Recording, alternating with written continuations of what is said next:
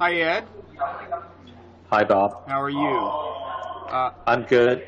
Let me introduce us. I'm Robert Wright of Blogging Hits TV, and this is an episode of Worldwise. You are Ed Chin, and you are in Hong Kong, and you're mobile. You're not in your office. The picture is, I guess, surprisingly good given that fact. And you are I guess you could say, a democratization activist. You've been very active in what's called the Occupy Central movement, which aims to democratize the process by which Hong Kong's chief executive is chosen. That movement encountered a big obstacle recently when Beijing basically said, no, we're not gonna turn this into a true open election, and basically Beijing is still going to control who the chief executive is. Now, you personally encountered a separate obstacle. You've been very, very active, as I said, particularly in bringing the financial sector, people in the financial sector, into the Occupy movement. You are yourself a hedge fund manager. You've written a column for the Hong Kong Economic Journal for 8 or 9 years, and then suddenly you were told that the column was being discontinued, and I think you believe that has something to do with your role in the democratization movement, right? Correct. Well, why don't you elaborate on that and tell us what the situation is? Sure. I've been writing for Hong Kong Economic Journal, like you said, since mid-2006, and this is entering the 9th year. In the very early years, I talked mostly about investments, but the Hong Kong political scene has changed so drastically in the last 2 years or so. So for a 3,000-word column, you cannot just talk about which stocks to buy, how you do equity long short, or how you do arbitrage. You want to mention what it's pressing for Hong Kong people, and also for readers who subscribe to Hong Kong EJ online, which a lot of them, they live overseas. So I guess our long fight for democracy is something that I think I should emphasize in my column. Mm-hmm. And there's been a lot of resistance. I was told by the current editor-in-chief of Hong Kong EJ, who just joined last July, that back in January of this year, late January, early February, that I should shift my focus back to just finance. But I told the editor-in-chief that business, politics, current affairs, these things are all intertwined. And if it is a columnist should have the freedom to write whatever he or she feels most pressing. If it is like live reporting like the local news or international news, of course, it's a different story. So even the former editor-in-chief of Hong Kong EJ backed me up in his column and say that they should not exert this influence. Mm-hmm. But to make a long story short, they did axe the column 2 weeks ago, and I did host a press conference just last Thursday to tell my readers what really happened, mm-hmm. and also let the international community know that Beijing is exerting influence over the Hong Kong media, and also because of my involvement with Occupy Central, and also being an organizer for the finance and banking sector who support Occupy Central. I think they have to find ways to stop this column. Okay. Which is unfortunate. And I assume that the Hong Kong Economic Journal has both a physical edition and an online edition, and your column is removed from both. Is that right? That's correct. That's correct. But the current structure is that they have different editorial team. Mm-hmm. The online version still got a small editorial team, but the print. Okay. Now, part of what you just said we didn't hear, because I guess one of the perils of mobile, doing this in a mobile way, is that your bandwidth kind of fluctuates. So we didn't really hear your answer, so I'm going to give you a chance to repeat it. Also, to clarify, the reason I ask about the hard copy edition and the online edition is it's one thing for them to say, well, it's too expensive to put it in a hard copy edition, but it costs them nothing to put it online. So, I mean, if they're taking it off even the online version, it seems to me pretty persuasive evidence that, there is a political motive here. But anyway, as I said, we didn't really hear your last issue, so I'm going to give you your last answer, so I'm going to give you a chance to summarize it. Okay. The online is run differently from the print edition. Mm-hmm. The online editor-in-chief extract content from the print edition. Mm-hmm. In addition, the online can do more, right. But they got a very small editorial team. So if my column is axed from the print edition, that means that there's nothing the online can do. But it's a fact that currently Hong Kong is under severe self-censorship. Mm-hmm. If you look into a study, I think done by Hong Kong Journalists Association, it talks about the index of press freedom has gone down so drastically over the years, especially in the last 24 months. So it's pretty obvious that the current government, which the Hong Kong government got an invisible hand from Beijing to exert this self-censorship, which is very unfortunate, and we have to fight very hard to get our press freedom and also our democracy. Mm-hmm.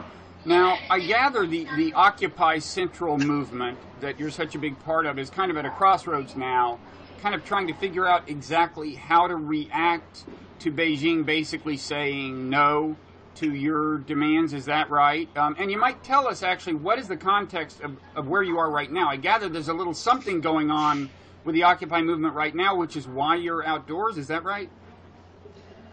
Well, there's a prayer session going on the second floor. I'm inside a church in Wan Chai.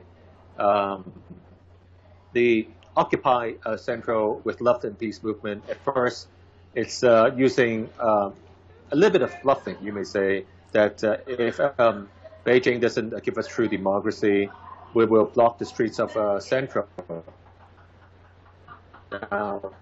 There was a theory done by Professor Benny Tai in January of last year. But it seems like the Beijing government, they are very firm, and they will use whatever means possible to make this movement from not being successful. Now, the finance and banking group, we only got a small group of around 80 participants, mostly hedge fund managers, regulators, and people in investment banks. So our approach is we have to rely strongly on international media to express our view. Now, next week, meaning that the 18th of September, which is a Thursday in Hong Kong, we will place an ad in the Wall Street Journal and also the New York Times, having a very firm statement addressing it to President Xi Jinping, the President of the Republic of China. It's only 3 sentences. First of all, it's basically just give us true democracy. Don't stage a Tiananmen crackdown. The whole world is watching. And honor one country, two systems. As simple as that. But we think that the communists, they don't really reason with us, and which is a pity, because President Deng Xiaoping back 30 years ago, when the treaty between UK and China was signed, which is called the Joint Declaration. Mm-hmm. It says clearly that after 1997, for the remaining 50 years, other than diplomacy and national defense, Hong Kong could have its own true autonomy. But it seems like that Beijing is trying to get all these control back in their own hands. Mm-hmm. And do you still plan to try to do a big kind of sit-in downtown that will bring traffic to a halt and everything? That was the plan at one time. Is that still the plan? I think, first of all, there won't be 10,000. And second, if we do have this sit-in thing, it will be more like a moral awakening for Hong Kong people, and let the international community know that Beijing is not really honoring, what President Deng Xiaoping, initially thought of this one country, two systems, and then this current government, meaning the communist government, they don't honor this joint declaration. As simple as that. I don't think we can have 10,000 people, to be honest. Can you say a little more about how exactly this self-censorship thing works? In other words, like, why is the Hong Kong Economic Journal, apparently, the journal that axed your column, concerned about what Beijing thinks of it? What kind of leverage does Beijing have over the Hong Kong Economic Journal and over other media outlets in Hong Kong? Well, if people understand China well, they know that if you are a senior executive in any media, I'm talking about mainland China, you have to be a party member. You have to be a Communist Party member.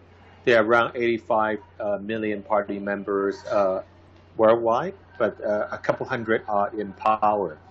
Now, Hong Kong, other than the really pro-Beijing newspaper, I have seen over the last few years the senior people in different media, some of the more like pro-Beijing people have already come into work for these different electronic media or print media. So it's like slowly immersed into the system, which is kind of scary. When you talk about, Hong Kong still got 33 more years of a countdown time before what I call the D-Day, which is 2047.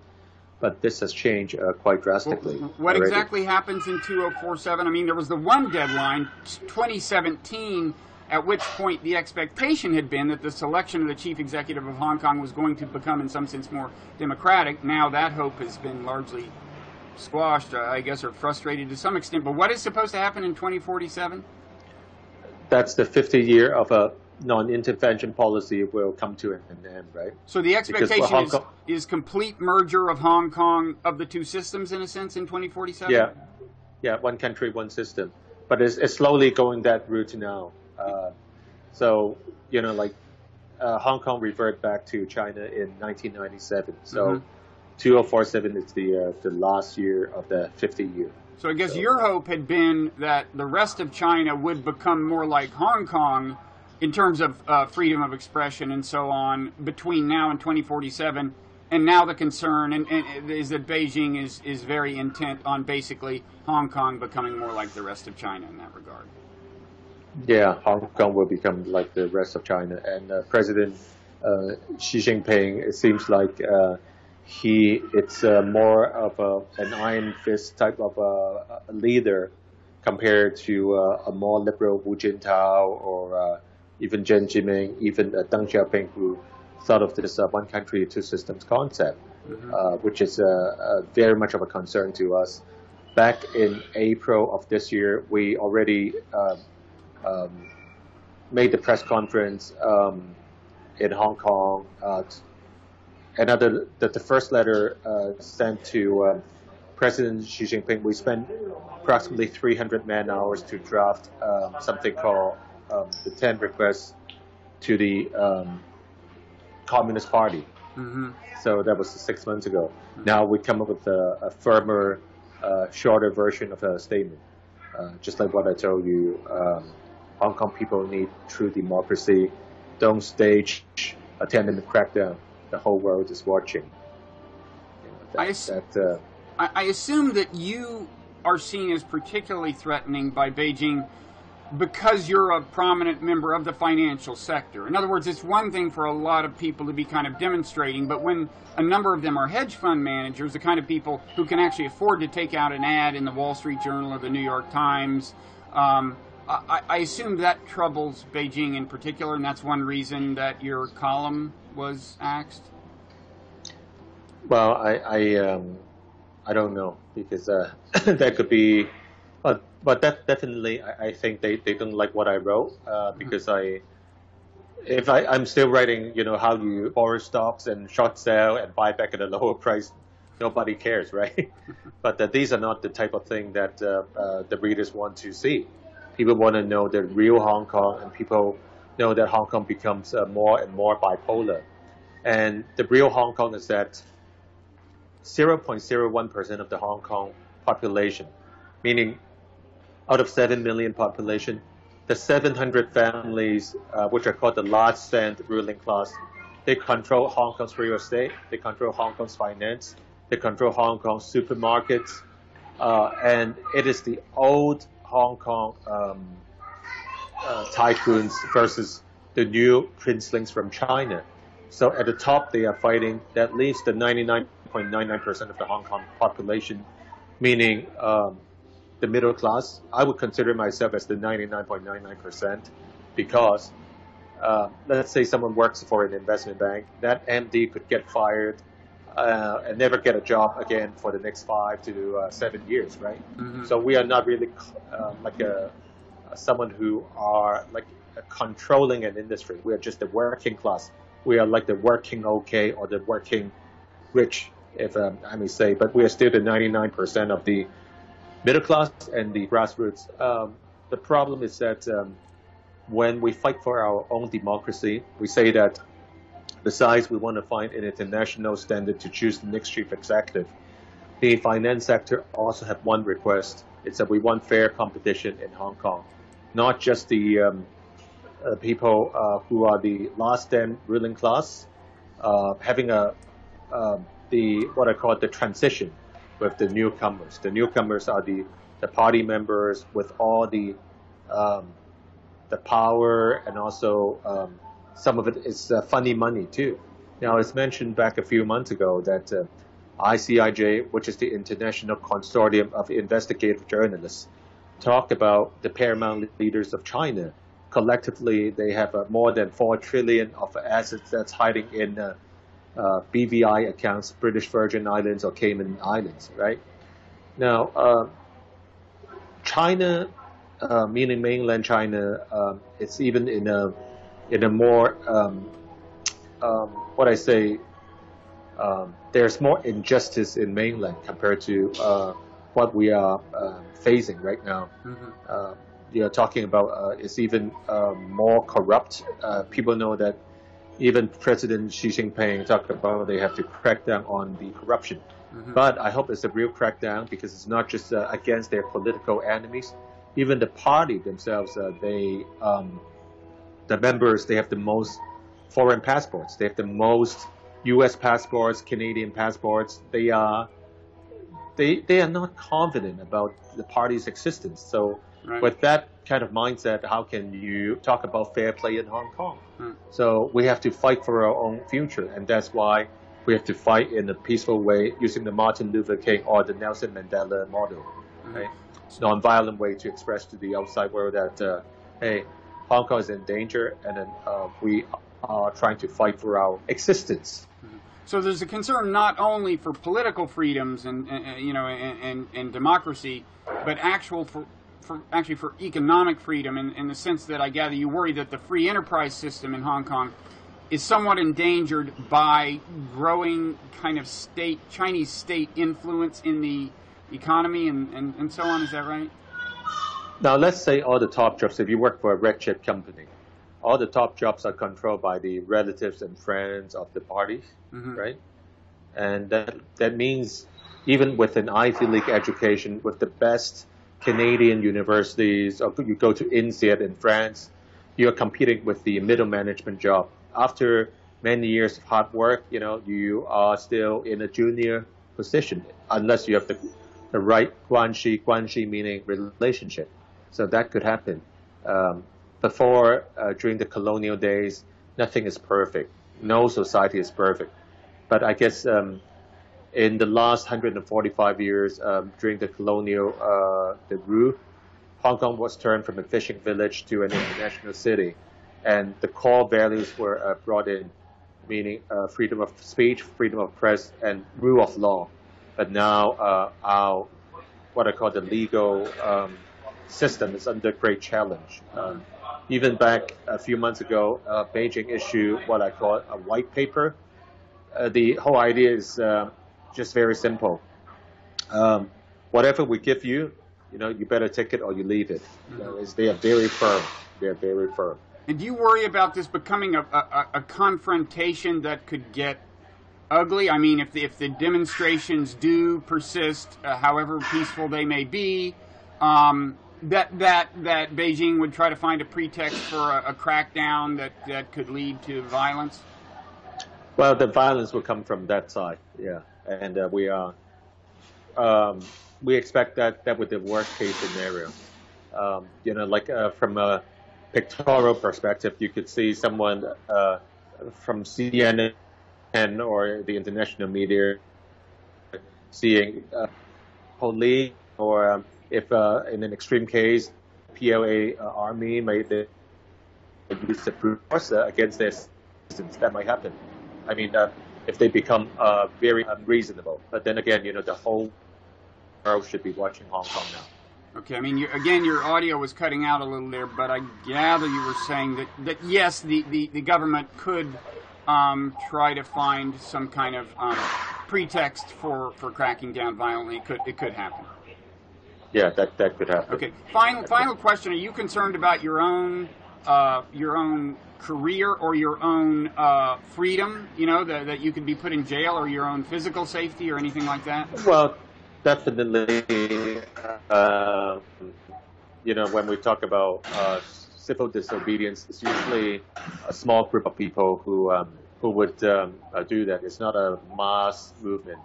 But I hope through this non-violent way of expressing our true cry for true democracy, the international community would speak for us too. If Beijing is getting unreasonable, then it is important. It is important. Okay. Thank you so much for taking the time, Ed, especially in the middle of these activities that are related to your political cause. And let me know when it is up. Send me a link so I can watch it too. I'll do that, and maybe sometime down the road we can talk again. Okay. All right, Bob. Thanks a lot. Good evening. Bye-bye.